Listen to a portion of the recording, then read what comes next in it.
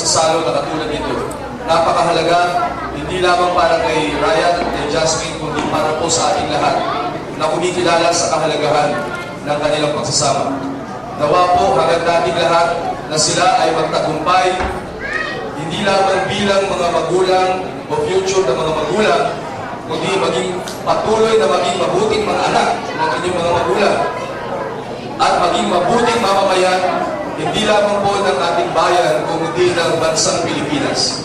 Hindi po pwedeng hiwalay ang pagiging makapamilya natin sa pagiging makatao at makabansa o makipagkapwa-tao. Importante po yan. Kaya muli po, congratulations kay Ryan at kay Jasmine. Palakpakan po natin ang bagong kasal. Supportahan po natin sila. At saka yung iyakan, ano yan, tears of joy lang yan. Si Sergio, ano yan, naliligayahan yan. Sabi ko naman sa akin, mabait si Ryan, kaya okay lang. Tama yung sinabi ni Nino. Yung pag-aasawa, pag nag-asawa ka na, hindi na ito nagtatapos yung pagiging anak mo sa mga magulang. Walang katapusan yun. Para rin niyang magulang sa anak. Walang katapusan. Kahit nag-asawa na yan, meron pang pa rin tungkulin sa kanila. Okay. Tawagin naman po natin si Kagawad Arnold Ramirez.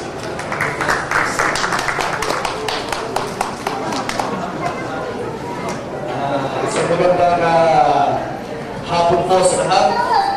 Congratulations sa inyong dalawa. Gaya ho ng sinabi ng aking kasamang Joel, dahil hindi mo ito ang una na kung saan ang dalawang pinagpuglog kanina sa simbahan ay umpisa pa lang ng kanilang pagsasama. Sa akin, Ryan,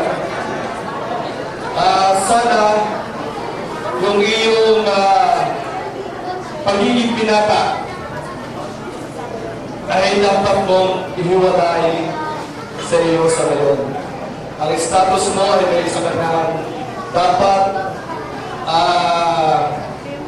pinasok na ikaw ay magiging isang mabuting ama, gaya ng ipinangako mo kanina sa harap ng simbahan na mamahalin mo si Jasmine. At yan, alam naman natin na ang mga lalaki ay hindi talaga nagkakameron ng matuwid. Yan ay nagkaminsan, nagkakamali. Pero, Jasmine, ikaw ay unawain mo bilang asawa mo, si Ryan, na kung sakali man na ito ay magkameron ng problema, ay habaan mo ang PC para sa inyong pagmamahal. At Ryan, ikaw naman bilang naging Jasmine, na sinasabi mong mahal na mahal mo siya, sana habang buhay, habang kayo magkasama, ay lagi mong tatandaan na yan ay sinunta ko sa harap ng itong karamiang tao at sa harap ng simbahan ay mamahalin ko siya ng habang buhay. Tandaan mo, hindi ka na binata at dapat yung pagkabinata ay tanggalin mo. Ang barkada, andyan lang, pero dapat ang barkada ay kailangan iwasan dahil ikaw ay nasa family status na. At bilang Jasmine, ikaw bilang dalaga at ngayon ay nandiyan na sa estado ng magkakameron ng pamilya, iiwasan mo na rin ang pagkadalaga. Gaya ng sinabi ng Ilong-Ilong, Noel, na talagang kayo ay nasa estado, especially pagka kayo ay nasa politics.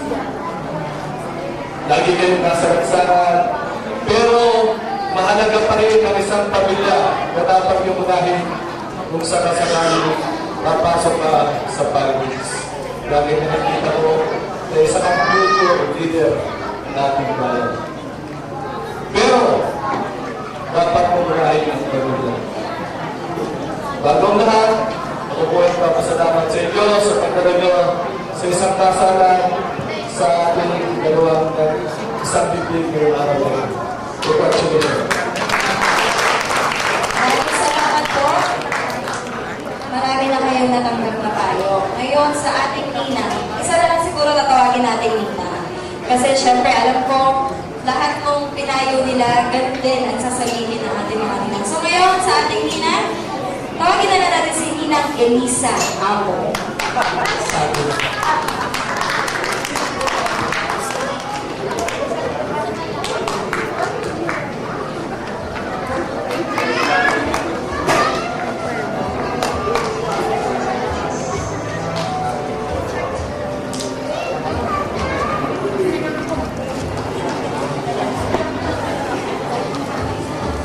Magandang hapon po sa inyo lahat.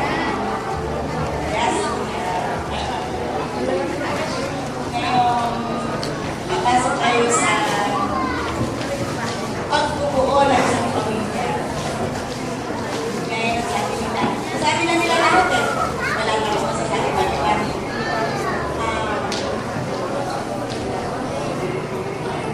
Masasabi ko lang sa inyo, magmahalan kayo. Magbigayan, bawat isa.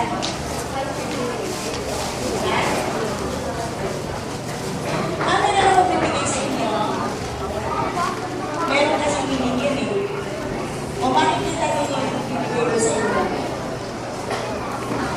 Doon yung masasabi yung liwanag ng buhay.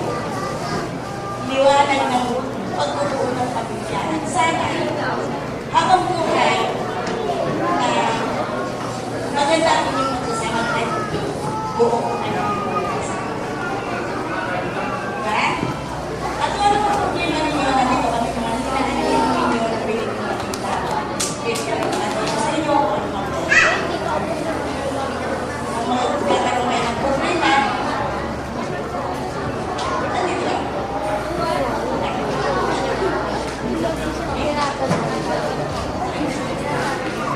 Salamat po kay Kaya busog na Ninang busog na. Elisa. Busog na busog na tayo. Sana i-apply niyo yan sa inyong buhay may asawa.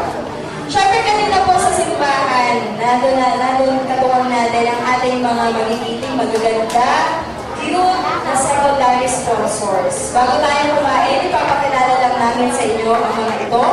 Siyempre, nung una ang ating best man, Pakitayo na ako para makilala ko. si Artemio A. Bertudez III. Kapatid ito ng ating group. Ang ating maid of honor, si Jenica V. Moral. Sister din na. Sister naman ito ng ating bride. Ayun. At ang ating mga groomsmen ay sina Chloe Pastor at Jethro Moral.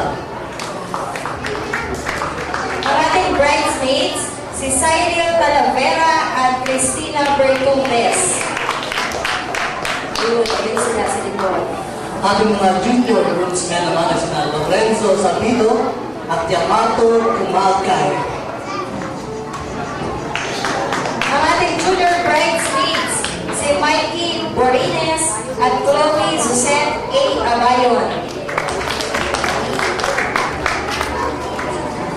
Ang ating mga couple sponsors naman po ay sina Jason Cruz at Abigail Destajo.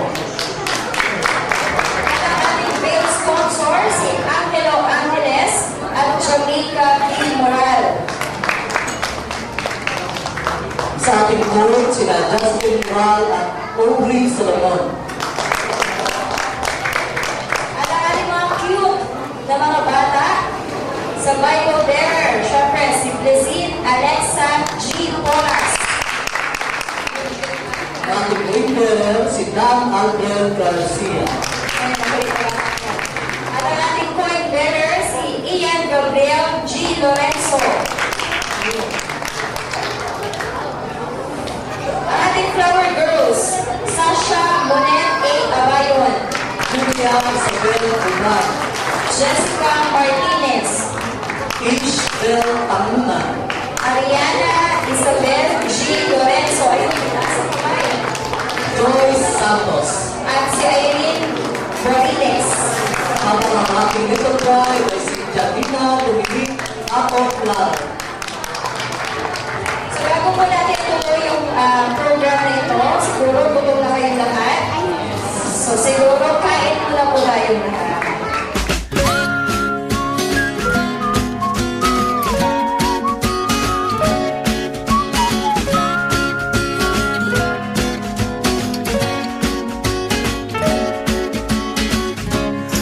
let's pretend, baby, that you've just met me, and I've never seen you before. I'll tell all my friends that I think you're staring, and you say the same to yours.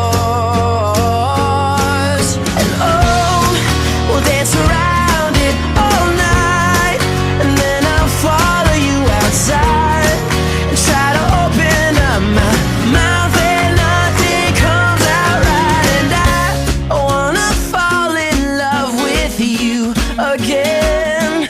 I don't have to try, it's so easy. Who needs to pretend?